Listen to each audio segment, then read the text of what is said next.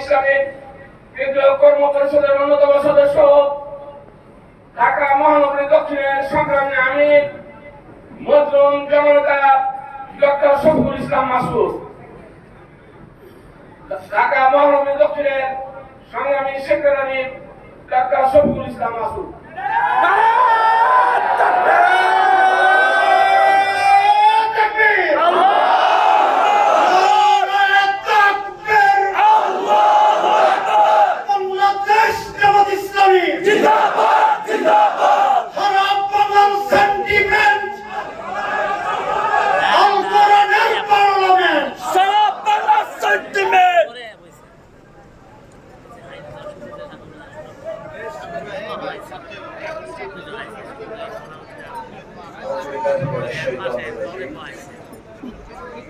بسم الله الرحمن الرحيم إذا جاء نصر الله والفتح ورأيت الناس يدخلون في دين الله أفواجا فسبح بحمد ربك واستغفره إنه كان توابا صدق الله العظيم وصدق رسوله النبي الكريم ونحن على ذلك من الشاهدين الشاهدين বাংলাদেশের গণমানুষের প্রিয় সংগঠন ছাত্র জনতার গণ অভ্যুত্থানের আন্দোলনের রাজপথের অগ্রসেনানী, স্বাধীনতা সার্বভৌমত্বের অতন্ত্র প্রহরী বাংলাদেশ জামাত ইসলামী নারায়ণগঞ্জ মহানগরী উদ্যোগে আয়োজিত আজকের এই বিশাল কর্মী সম্মেলনের সম্মানিত সভাপতি, বাংলাদেশের তরুণ মেধাবী ছাত্রদের প্রিয় ঠিকানা বাংলাদেশ ইসলামী ছাত্র শিবিরের সাবেক কেন্দ্রীয় সভাপতি, আমার একান্ত প্রিয় ভাই, কেন্দ্রীয় কর্মপরিষদ সদস্য, সাবেক ছাত্র নেতা জননেতা আব্দুল জব্বার, আজকে প্রোগ্রামের সম্মানিত প্রধান অতিথি বাংলাদেশ জামাত ইসলামের সংগ্রামী সহকারী সেক্রেটারি জেনারেল বিশিষ্ট আলেমে দ্বীন জননেতা জনাব মাওলানা এটিএম মাসুম, আজকে প্রোগ্রামের সম্মানিত অন্যতম বিশেষ অতিথি আমার একান্ত শ্রদ্ধাভাজন অত্র অঞ্চলের বিশিষ্ট মুরব্বী, আমাদের শ্রদ্ধাভাজন কেন্দ্রীয় কর্মপরিষদ সদস্য জনাব মাইনুদ্দিন ভাই, নারায়ণগঞ্জ জেলা, ঢাকা জেলা, নরসিংদী জেলা, মুন্সিগঞ্জ জেলার সম্মানিত আমিরবৃন্দ, নারায়ণগঞ্জ মহানগরী জেলার সম্মানিত নেতৃবৃন্দ, ওলামা ইকরাম, ইমাম, খতিব, শিক্ষক, শ্রদ্ধাভাজন সুধী মণ্ডলী, সাংবাদিক ভাই বন্ধুগণ, সম্মানিত ছাত্র যুবক ভাইয়েরা, আসসালামু আলাইকুম ওয়া রাহমাতুল্লাহি ওয়া বারাকাতুহু। আল্লাহর শুকরিয়া আদায় করছি যে আল্লাহ তাআলা আমাদের এই প্রিয় মাতৃভূমি বাংলাদেশে 2024 সালের 5ই আগস্ট পরবর্তী ছাত্র জনতার সফল গণ অভ্যুত্থানের মধ্য দিয়ে আমাদেরকে একটি সুন্দর পরিবেশে উন্মুক্তভাবে এখানে বসে আল্লাহর শুকরিয়া আদায় করার তৌফিক দিয়েছেন। সেই আল্লাহ তাআলার প্রতি প্রাণ খুলে আমরা সবাই শুকরিয়া আদায় করি আলহামদুলিল্লাহ।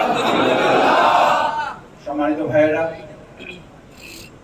বাংলাদেশের বর্তমান প্রেক্ষাপট যদি আপনারা সামনে রাখেন, আমরা যদি সামনে রাখি, বিশেষ করে যে নারায়ণগঞ্জে আমরা এখানে বসেছি, গোটা বাংলাদেশ শুধু নয়, গোটা পৃথিবীর মানচিত্রে বাংলাদেশকে একটা সন্ত্রাস এবং ত্রাসের রাজত্ব হিসাবে পরিচিত করা হয়েছিল এবং সেই সন্ত্রাস এবং দখলদারিত্বের রাজত্বে মূল নায়ক হিসেবে যারা এই নারায়ণগঞ্জে ভূমিকা রেখেছেন, আমরা আজকে ঘৃণা এবং ধিক্কার জানাই আমাদের এই প্রিয় মাতৃভূমি রক্তে রঞ্জিত শহীদদের বাংলাদেশকে তারা সন্ত্রাস এবং নৈরাজ্যের রাজত্বের পাশাপাশি খেলা হবে বলে আমাদেরকে যে অপমান লাঞ্ছনা করেছেন সেখান থেকে হেফাজত করেছেন। ভবিষ্যতে আর খেলা হবে না, এখন শুধু ন্যায়ের প্রতিযোগিতা হবে।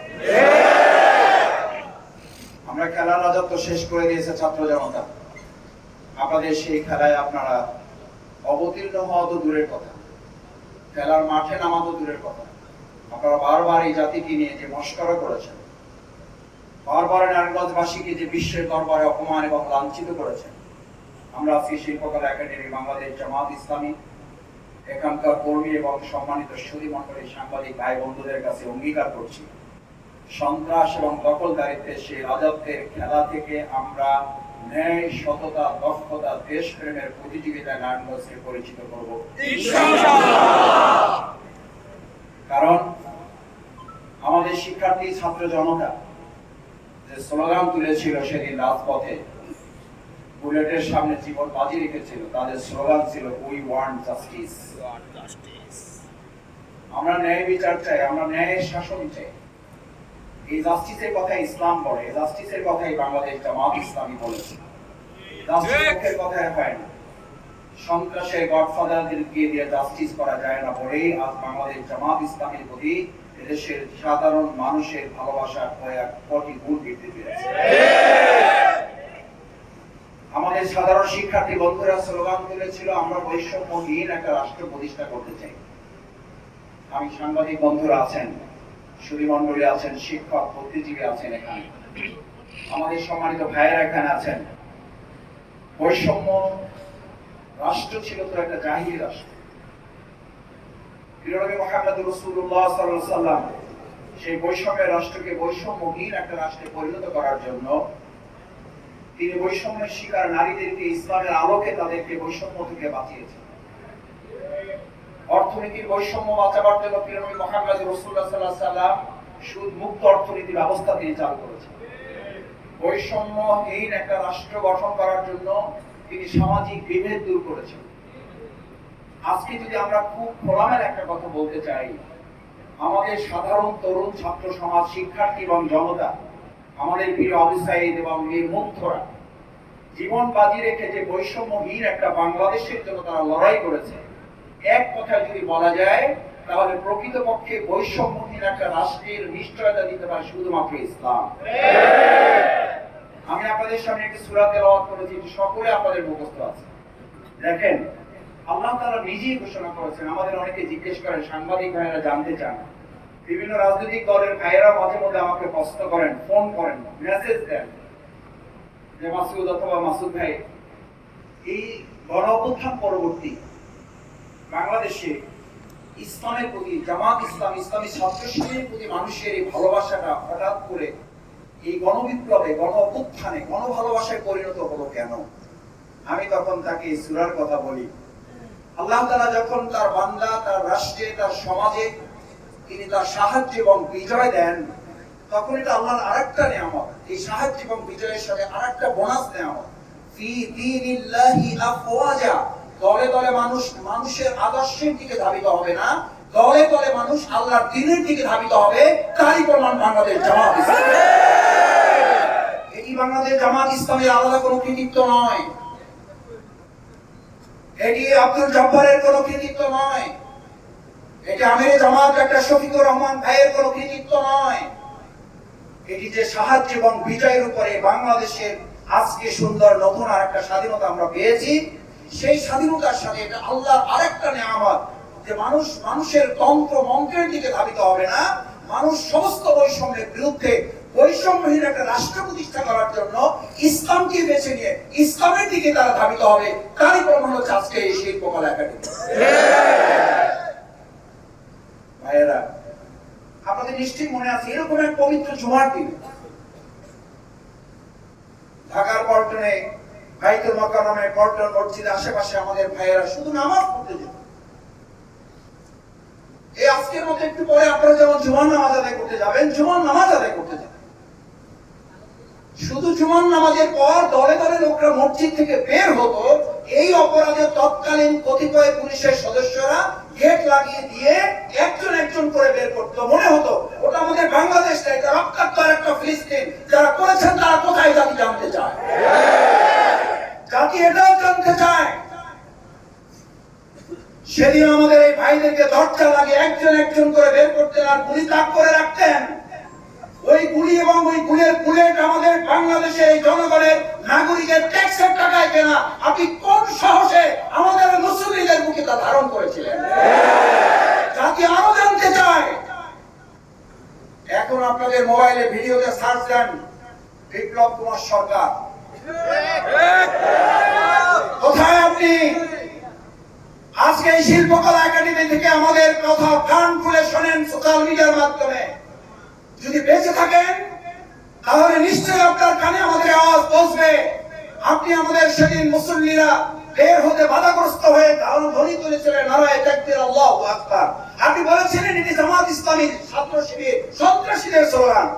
আজ কান করে শুনে রাখুন, 2024 সালের 5ই আগস্ট পরবর্তী এই বাংলাদেশ শুধু নয়, বাংলাদেশের স্বাধীনতার ক্রান্তি হিসাবে জামাত ইসলামী ছাত্র শিবিরের জন্য শুধু নারায়ে তাকবীর আল্লাহু আকবারের স্লোগান নয়, শুধু মুসলমানদের জন্য নয়, এই দেশের 18 কোটি মানুষের জন্য শুধু নয়, বাংলাদেশের প্রত্যেক ইঞ্চি মাটির নিরাপত্তার গ্যারান্টির নাম হচ্ছে নারায়ে তাকবীর আল্লাহু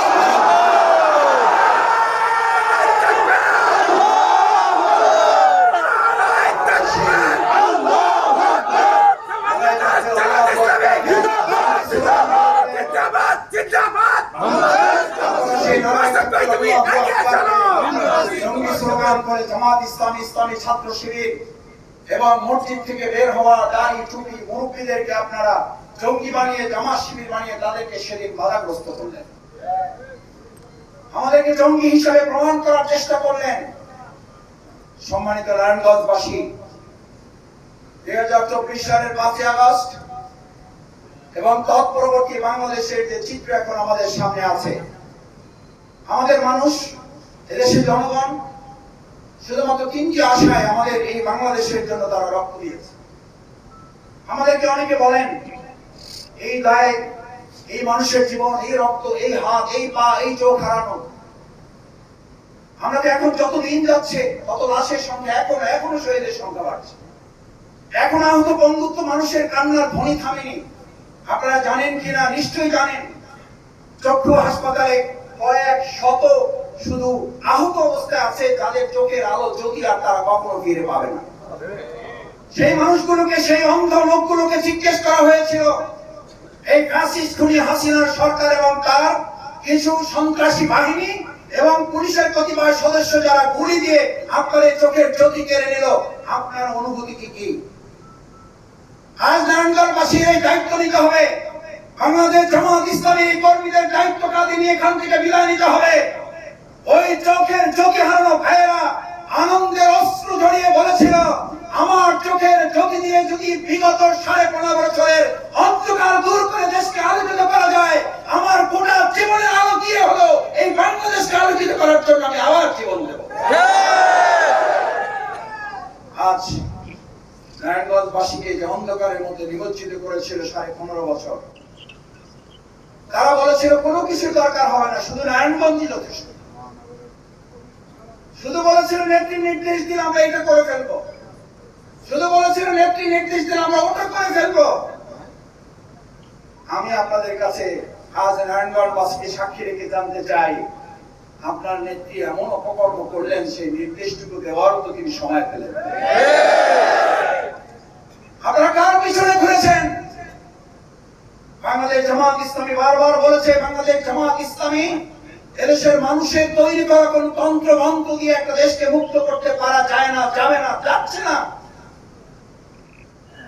আপনারা এমন নেতা, এমন নেত্রীর পিছনে ঘুরলেন যারা 5ই আগস্টের পর 6ই আগস্ট নিজেরা নিজেদের মতো পালিয়ে গিয়ে কার্যহীন কণ্ঠে আপনাদেরকে জানিয়ে দিল, শুধু দলের নেতা কর্মীরা, ওই দেশের প্রতি আমাদের আর কোনো দায়িত্ব নেই।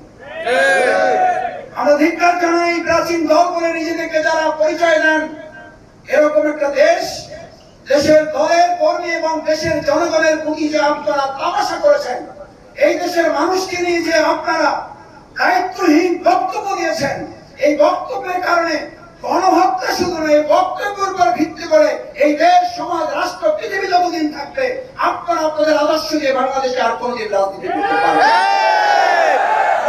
এটা জনগণের সিদ্ধান্তের দরকার নেই। আপনারা